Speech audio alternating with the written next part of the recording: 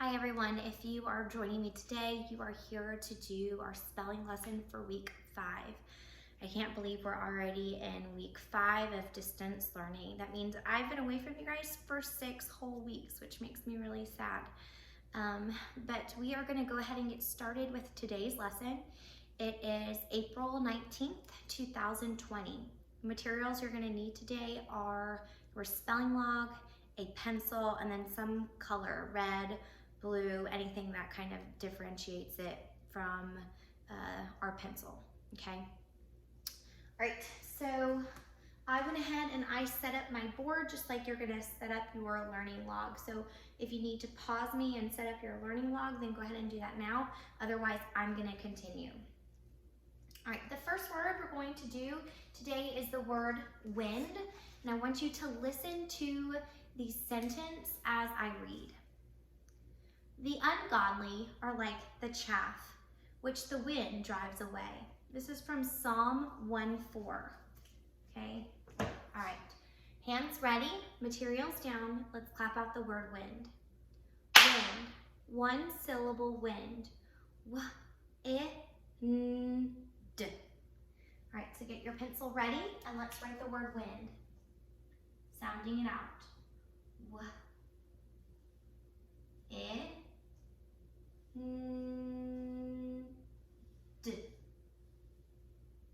All right, that is the word wind. Now there's a rule that goes along with this word. It is Rule 19. And the reason we're using Rule 19 is because it could apply to this word. I could say I before 2 consonants. In this word it does not, but we're still going to write Rule 19.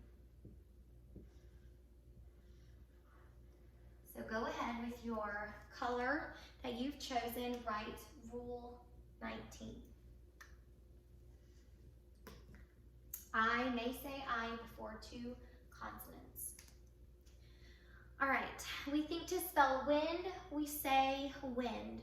W-I-N-D, wind. All right, next word. Listen to the word and the sentence. The word is the word race. Slow and steady wins the race. If you remember our K1 chapel that we used to have in my classroom in the morning, I used to read Aesop's fables, and one of those fables applies to slow and steady wins the race. I want you to think and see if you can remember which Aesop's fable applies to slow and steady wins the race. If you know it, say it quietly right now.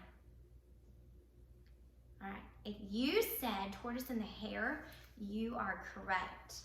All right, so we are going to clap out the word race. Here we go. Race, one syllable race. R-A-S, silent final E. Take up your pencil and let's sound out the word race as we write it. Here we go. R-A-S, silent final E.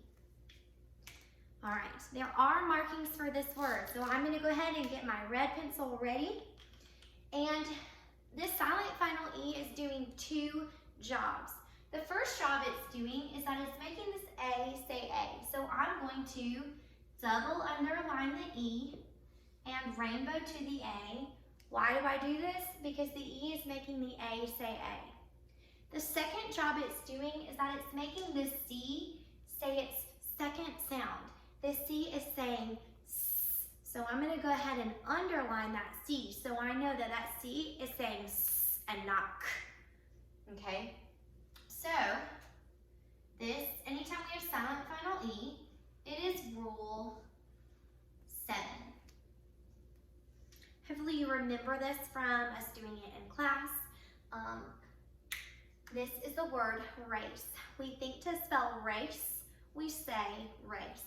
R-A-S, silent final E. Let's get ready for the next word. The next word is the word perch. My bird sat on the perch and sang. put your materials down and let's go ahead and let's get ready to clap. Here we go. Perch. One syllable perch. P-er-ch. Pay close attention. P-er-ch. All right, pick up that pencil and let's sound out the word perch as we write it. P-er-ch. Do you hear all those phonograms in there? All those multi-letter phonograms? I hope so. Check my word against your word and make sure you spelled it correctly. If you did, let's go ahead and get to the markings. The first marking we're going to do is we're going to go from left to right. We're going to underline and this is the as in her. The second marking we're going to make is the ch. This is the phonogram sh, sh, and it's making its first sound. So I'm not going to write anything on top. And those are the markings for the word perch. We think to spell perch, we say perch. P-er-ch. All right, we're going to move on to the fourth word. The fourth word that we're going to do today is the word saw. I never saw a dog nor a cat learn to read. Saw. This is the past tense for the word see, or it could be like the tool you would use to cut a tree. So saw. Ready to clap, saw. Here we go. Saw. One syllable, saw. S-aw. Do you remember ame? This is that phonogram. So here we go. Pick up your pencil and let's write the word saw as we sound it out. S. When we're sounding out, make sure that I can hear you all the way from your house. All right, saw. S. Aw. Well, I hear some of you. Okay, we are going to use our red pencil because there are markings for the word saw. Remember, I gave you a clue, ame. We're going to go ahead and underline aw. That is the only marking for the word saw. So we think to spell saw, we say saw, s-aw. Now, I would not use aw, never, like the word applause, because U is never at the end of a word. So I know that this has to be aw-may, and it's going to end with a double U and not a U. All right, I am going to put my pencils down, and I'm going to get ready for the next word. The fifth word today is the word left. Virtuous Ruth left all for truth.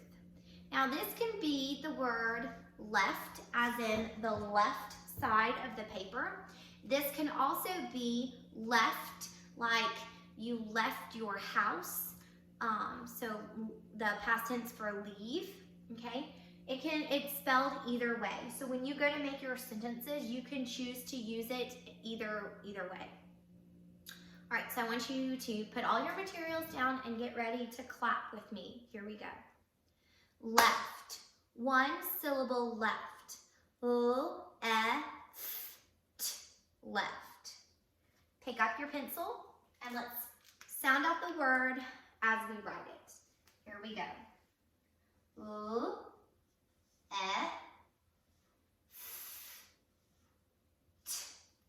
Left. All right, boys and girls. Markings for the word left. There are no markings because every single letter is making its own sound, and we don't have any rules that go along with this, all right? So we think to spell left, we say left. L-e-f-t, left. All right, I'm gonna get ready for word number 6. The word is fill. Sign on cement mix truck. mixer truck reads this. We find a need and fill it. Fill. All right. Ready to clap the word fill. So put all your materials down, show me that you're ready. Here we go. Fill. One syllable fill. All right, here we go. Pick up your pencil and we're going to sound it out as we write. I'm going to kneel down so I can do my best handwriting. Here I go.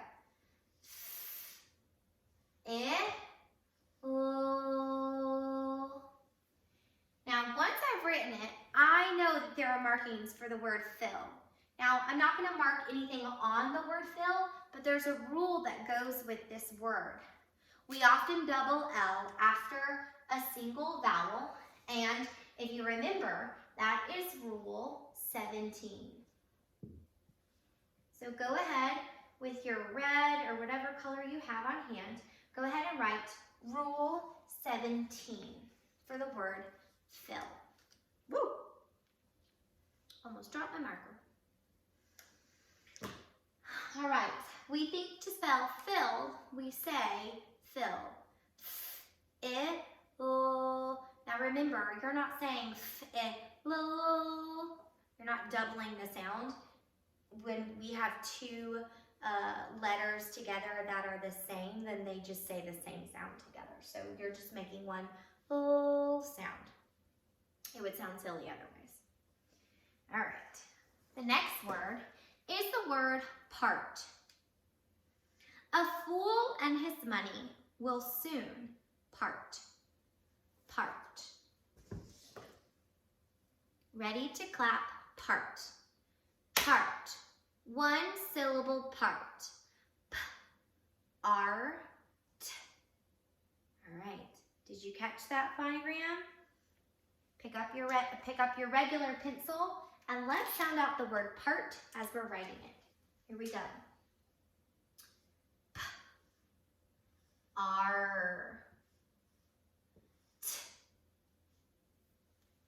What do you think the markings are for this word? You said R, you are right. We're going to underline R like a pirate, R. And those are the markings for the word part. So we think to spell part and we say part. P-R-T, part. All right. The next word that we have today is the word group. Be careful not to be entangled with the wrong group. All right, so I want everyone to put all their materials down, and I want you to pay close attention to the word group. Go ahead and get ready to clap with me. Here we go. Group. One syllable group. G-R-U. Now, typically, if I hear the sound oo, I'm going to think that it's O-O. But this phonogram is not O-O. I want you to pay attention as I spell the word group on here. All right, here I go. I'm going to sound it out as I write. See if you can catch which phonogram it is.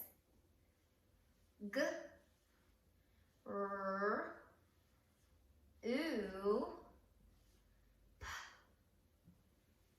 Can you point out the phonogram? The phonogram is ow, oh, ooh, All right.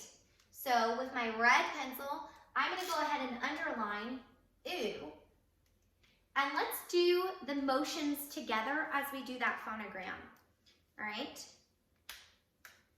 So it is ow, oh, ooh, All right, so it's making its third sound. It's saying ooh, or ooh. So we are going to write a 3 on top of the OU because it's making its third sound. Go ahead and do that. If you haven't written the word group, go ahead and do it now. And then go ahead and do the markings in your color whenever you get finished. If you need to pause me in order to write it, go ahead and do that. All right, I'm going to move on to the next word, which is the word place. A sleeping pill will never take the place of a clear conscience. Place. Now, when I think of place, I think of a noun, a person, place, or a thing, right? I am in a place right now. I'm in my home, in my living room. So place. Here we go. Ready to clap. Place. Place. One syllable place. P-L-A, silent final E. P-L-A, silent final E. Pick up your pencil and let's go ahead and write the word place as we sound it out. Here we go. P-L-A, silent final E. All right. There are markings for the word place. Anytime we have a silent final E, we know that there's going to be markings. So I'm going to get my red marker ready, and I'm going to go ahead and double underline the E. And I'm going to rainbow to the A. And the reason I'm doing that is because that E is making the A say A. Now this E is doing another job, just like in number 2. It's making that C have its second sound. It's making the S sound, okay? Because C says S before E, I, or Y, right? So I'm going to go ahead and I'm going to write rule 7. So go ahead and write with me in your red or your color the markings for the word place. You guys are doing great. We only have one more word, so stay with me. The last word for today is the word fudge. Maybe your mom makes some really good fudge. I know that when I was growing up, my mom made amazing white chocolate fudge because I was not a huge chocolate fan. I know, can you imagine Mrs. Williamson not being a chocolate fan? I wasn't whenever I was little. At least the milk chocolate or dark chocolate. So she always made white chocolate fudge. All right, here is the sentence. Make fudge to eat at the edge of a bridge. All of those words had the J sound at the end, and it's all J3, okay? So, fudge. Ready to clap the word fudge. Here we go. Fudge. One syllable fudge. J. Do you see? J. There are 3 letters that say J. Hopefully you remember what they are. If not, pay attention and watch how I write it. All right, so I'm going to open up my marker. I'm going to get down low so I can do my best handwriting, and I'm going to write our last word, the word fudge. Here I go.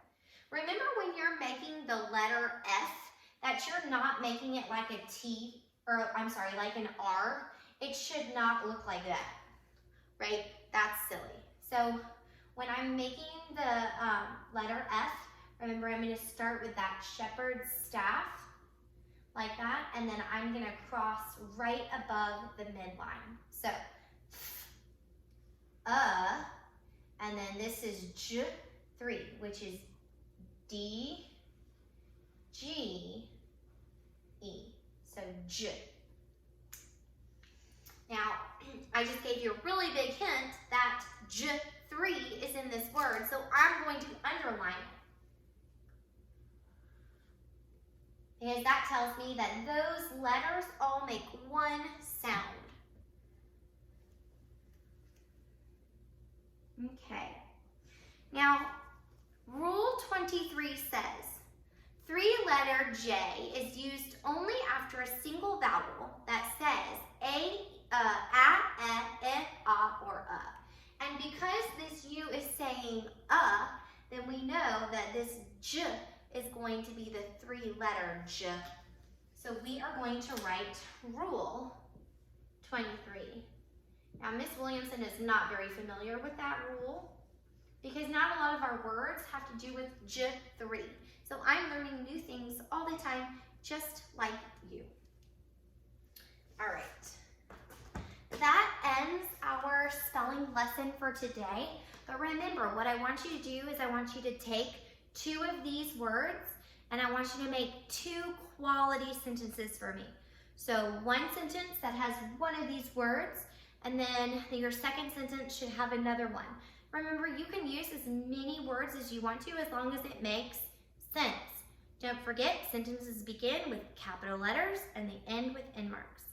I will see you guys next time. I hope you enjoyed today's lesson. Bye-bye.